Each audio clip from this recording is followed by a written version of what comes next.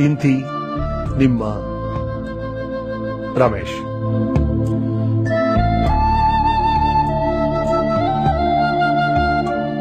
ಗುರುವಿನ ವಾರವಾದ ಈ ಶನಿವಾರ ಮುಂದುವರಿತಾ ಇದೆ. The great teacher doctor Gururaj Kharjagi ಅವರು ನಮ್ಮ ಜೊತೆ ಇದ್ದಾರೆ.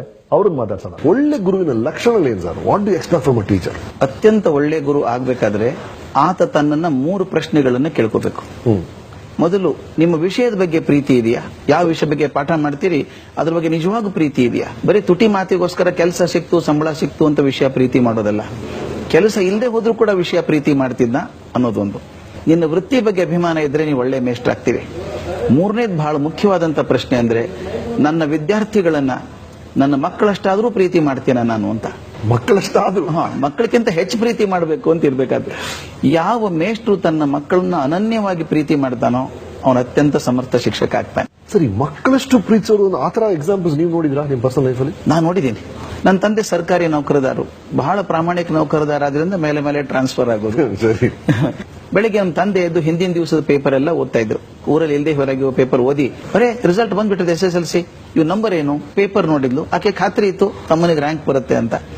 ನೋಡಿದ್ಲು 10 ರ್ಯಾಂಕು ಇಲ್ಲ. ಅಯ್ಯೋ ಪಾಪಿ, ರ್ಯಾಂಕ್ ತಪ್ಪಿಸ್ಕೊಂಡ ಇವನು. ಫಸ್ಟ್ ಕ್ಲಾಸ್ ಬಂದಿರ್ತಾನೆ ಅಂತ ಅಲ್ಲಿ ನೋಡಿದ್ಲು, ಅಲ್ಲೂ ಇಲ್ಲ.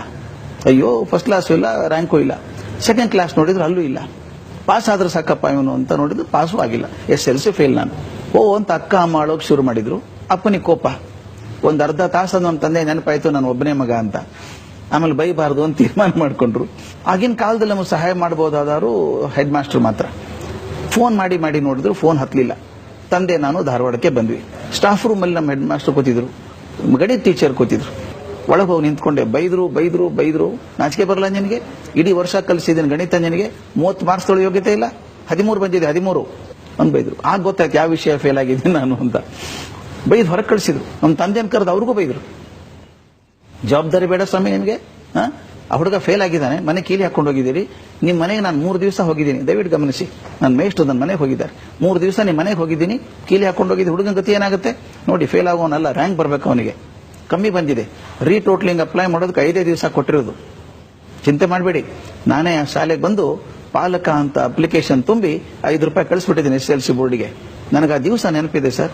21ನೇ ಮೇ, ಕುದೀತಿದೆ ಬಿಸಿಲು. ಮನೇಲಿ ಕೂತ ರಸ್ತೆ ಕಾಣಿಸ್ತಿತ್ತು. ಡಾಂಬರ್ ಕರಿಗೆ ಮೃಗಜಲ ಹಾಯ್ತಾ ಇದೆ ರಸ್ತೆ ಮೇಲೆ. ಕಾದ್ ಹಂಚಾದಂಗಾಗಿದೆ ರಸ್ತೆ. ನನ್ನ ಮೇಷ್ಟ್ರು ಬರೋದು ಕಾಣಿಸ್ತು. ಕಚ್ಚೆ ಧೋತ್ರ, ಬಿಳಿ ಶರ್ಟು, ಕರಿ ಕೋಟು, ಕರಿ ಟೊಪ್ಪಿಗೆ, ದಪ್ಪ ಕನ್ನಡಕ. ಎಡಗೈಯಲ್ಲಿ ಧೋತ್ರ ಚುಂಗ್ ಇಟ್ಕೊಂಡಿದ್ದಾರೆ, ಬಲಗೈಯಲ್ಲಿ ಚಪ್ಪಲಿ ಇಟ್ಕೊಂಡಿದ್ದಾರೆ.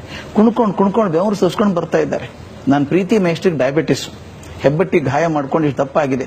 ಬೇಗ ಬೇಗ ನಡೆಯೋಕೆ ಆಗ್ತಾ ಇಲ್ಲ ಚಪ್ಪಲಿ ಹಾಕೊಂಡು. ಬೇಡ ಅಂತ ಚಪ್ಪಲಿ, ಉಸಾಬ್ರಿ ಬೇಡ ಅಂತ ಕೈಲಿ ಹಿಡ್ಕೊಂಡ್ ಬಂದಿದ್ದಾರೆ. ಪಾಪ ಕಾಲಿಗೆಲ್ಲ ಗುಳ್ಳೆ ಆಗಿರ್ಬೇಕು ಅವ್ರಿಗೆ. ಎಲ್ಲಿ ಹೋಗ್ತಿದ್ದಾರೆ ಮೇಷ್ಟ್ರು ಅನ್ಕೊಂಡೆ. ನನ್ನ ಮನೆ ಕಡೆ ತಿರ್ಕೊಂಡ್ರು. ಹೊಸ್ತರ ಆಚೆಗೆ ಚಪ್ಪಲಿ ಎಸೆದು ಒಳಗೆ ಬಂದ್ಬಿಟ್ರು. ನಿಮ್ಮ ಅತ್ಯಂತ ಪ್ರೀತಿ ಪಾತ್ರರಾದಂತ ಮೇಷ್ಟ್ರು ಹೀಗೆ ಮನೆಗೆ ಬಂದ್ರೆ ಏನ್ ಮಾಡಬೇಕು ಅಂತ ತೋಚಲಿಲ್ಲ. ಎದ್ದು ನಿಂತ್ಕೊಂಡ್ಬಿಟ್ಟೆ.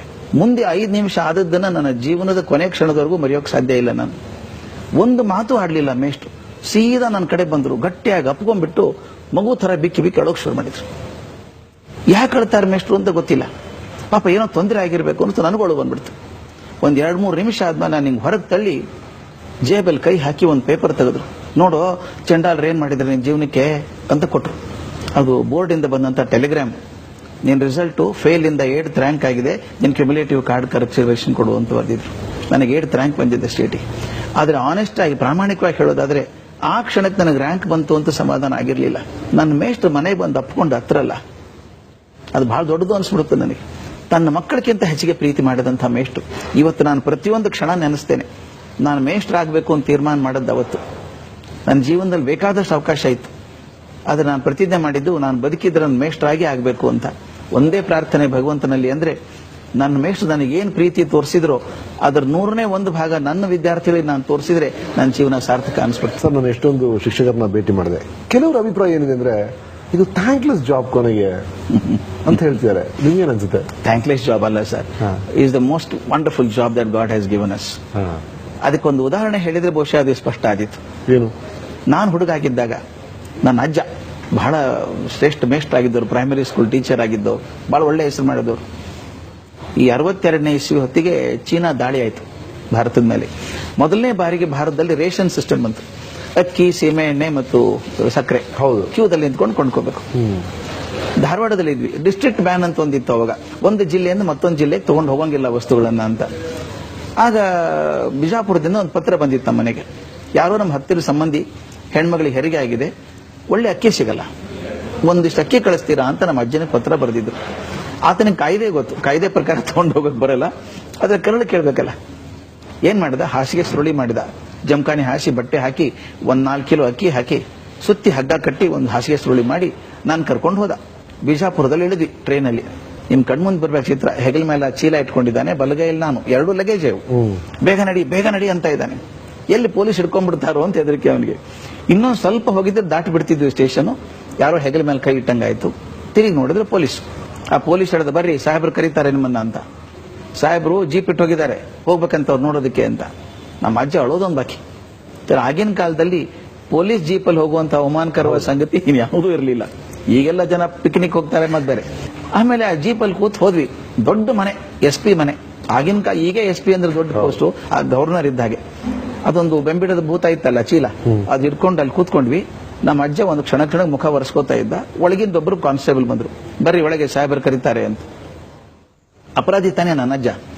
ಕೈ ಮುಕ್ಕೊಂಡೆ ಒಳಗೆ ಹೋದ. ದೊಡ್ಡ ಹಾಲು, ಅಲ್ಲೆಲ್ಲ ಸೋಫಾ ಹಾಕಿದ್ದಾರೆ, 3 ಜನ ಕಾನ್ಸ್ಟೇಬಲ್ ನಿಂತ್ಕೊಂಡಿದ್ದಾರೆ. ಮಧ್ಯದಲ್ಲಿ ಒಬ್ಬ ಎತ್ತರ ಕಪ್ಪು ಮನುಷ್ಯ, ಕಲ್ಲಿ ಮೀಸೆ, ಅವನ ಪಕ್ಕದಲ್ಲಿ ಸುಂದರವಾದ ಹೆಣ್ಮಗಳೊಬ್ಳು. ಆತನೇ ಇರಬೇಕು SP ಅಂತ ಅನಿಸ್ತ ಅಜ್ಜನಿಗೆ. ಒಳಗೆ ಹೋದವನೇ ಕೈ ಮುಗಿದು, ತಪ್ಪಾತ್ರಿ ಸಾಹೇಬ್ರೆ ಅಂದ.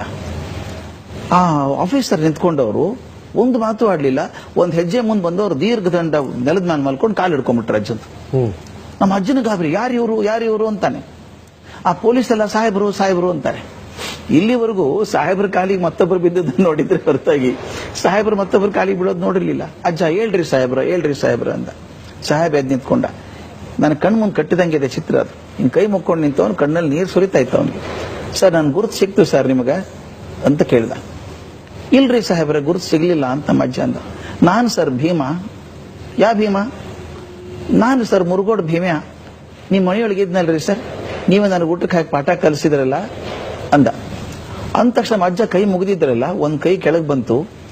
ಎತ್ತಿ ಪಟಾರನ್ ಕಪಾಳಿಗೆ ಹೊಡೆದು, ಎಲ್ಲ ಮಗನ ಪೊಲೀಸ್ ಆಗಿ ಏನೋ ಅಂದ ನಮ್ಮಜ್ಜ. ನನಗೆ ಹೆದರಿಕೆ ಅಂದ್ರೆ, ಆತ ತಿರುಗಿ ಹೊಡೆದ್ರೆ ನಮ್ಮ ಅಜ್ಜನ ಗತಿ ಏನು. ಆದ್ರೆ ಹೊಡಿಲಿಲ್ಲ, ಅವನು ಇನ್ನೂ ಬಿಕ್ಕಿ ಹೇಳೋಕ್ ಶುರು ಮಾಡಿದ. ಸರ್ ನೆನಪದ್ರಿ ಸರ್, ನಮ್ಮನ್ನು ಯಾರು ಮುಡ್ಸ್ಕೋತಿರ್ಲಿಲ್ಲ ಊರಲ್ಲಿ. ನಮ್ಮಪ್ಪ ನೆಲ ಕಸ ಗುಡಿಸ್ತಾ ಇದ್ದ. 4ನೇ ಆದ್ಮೇಲೆ ನೀನು ಬಂದ್ಬಿಡೋ, ನಿನಗೂ 8 ಕೊಡ್ತಾರೆ ದಿವಸಕ್ಕೆ ಅಂತ ಕರೆದ. ನೀವು ಮನೆಗೆ ಬಂದು ನಮ್ಮ ತಂದೆ ಹತ್ರ ಜಗಳಾಡಿ, ಹುಡುಗ ಬುದ್ಧಿವಂತಿದ್ದಾನೆ ಬಿಡಿಸ್ಬೇಡ ಅಂತ ಹೇಳಿ ಮನೇಲಿ ಇಟ್ಕೊಂಡು ಊಟಕ್ಕೆ ಹಾಕಿ ಕಲಿಸಿದ್ ನೆನಪದ ಸರ್. 7ನೇ ಕ್ಲಾಸ್ವರೆಗೂ. 7ನೇ ಕ್ಲಾಸ್ ಶಾಲೆ ಇರಲಿಲ್ಲ ಊರಲ್ಲಿ. ಬಿಜಾಪುರ ಕರ್ಕೊಂಡೋಗಿ ಹಾಸ್ಟೆಲ್ ಫೀಸ್ ಕಟ್ಟಿ ಬಂದದ್ದು ನೆನಪದ ಸರ್. ನೀವು ಹಾಗೆ ಮಾಡದೇ ಇದ್ದಿದ್ರೆ ಇವತ್ತಿಗೆ ಇನ್ನೂ ನಾನು ಕಸ ಗುಡಿಸ್ಕೊಂಡೇ ಇರ್ತಿದ್ದೆ ಸರ್ ಅಂದ್ಬಿಟ್ಟು ತನ್ನ ಹೆಂಡತಿಗೆ ಹೇಳ್ದ. ದಿನ ದೇವ್ರ ಪೂಜೆ ಅಂತೆಲ್ಲ ಬಿಡು, ಇವರೇ ನನ್ನ ದೇವ್ರು, ಕಾಲು ಹಿಡ್ಕೊ ಅಂದ. ಹಿಡ್ಕೊಂಡು ನಮ್ಮ ಅಜ್ಜ ಅವನು ಅಪ್ಪಿಕೊಂಡ್ರು. ಇಬ್ರು ಅಳ್ತಾ ಇದ್ರು. ನನ್ನ ಕಣ್ಮುಂದ್ ಕಟ್ಟಿದಂಗಿದೆ ಸರ್ ಅದು. ಒಂದು ಕಡೆಗೆ ಧನ್ಯತೆಯಿಂದ ಬೀಗಿದಂತಹ ಗುರು ಒಂದ್ ಕಡೆ ಆದ್ರೆ, ಕೃತಜ್ಞತೆಯಿಂದ ಬಾಗಿದಂತ ಶಿಷ್ಯ ಇನ್ನೊಂದ್ ಕಡೆಗೆ. ನನಗೆ ಆಗಲೇ ಕೇಳಿದ್ರಲ್ಲ ಥ್ಯಾಂಕ್ಲೆಸ್ ಜಾಬ್ ಅಂತ, ಅಲ್ಲ ಅಂತ ಅನ್ಸುತ್ತೆ ನನಗೆ. ಯಾಕಂದ್ರೆ ನನ್ನ ಅಜ್ಜ ಆ ಭೀಮನ್ ಭೇಟಿ ಆದದ್ದು 30 ವರ್ಷಗಳ ನಂತರ ಇರಬೇಕು. 30 ವರ್ಷ ಹಿಂದೆ ಹಾಕಿದಂತಹ ಪ್ರೀತಿಯ ಬೀಜ ಇವತ್ತು ಬೆಳೆದು ಹೆಮ್ಮರಾಗಿ ನಿಂತ್ಕೊಂಡಿದೆಯಲ್ಲ.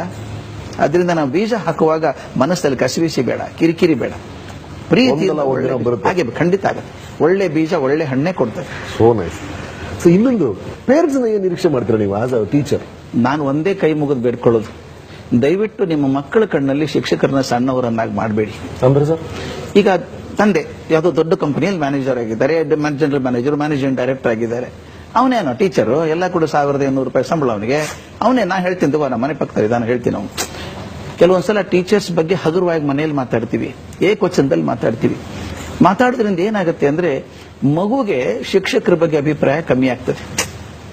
ಒಂದು ಸಲ ಮಗುಗೆ ಶಿಕ್ಷಕರಲ್ಲಿ ನಂಬಿಕೆ ಹೋಗ್ಬಿಟ್ರೆ ಶಿಕ್ಷಕ ಕಲಿಸಿದ್ ಯಾವುದು ಮಕ್ಕಳಿಗೆ ಮುಟ್ಟಲ್ಲ, ಅದು ಬೇಕಿಲ್ಲ.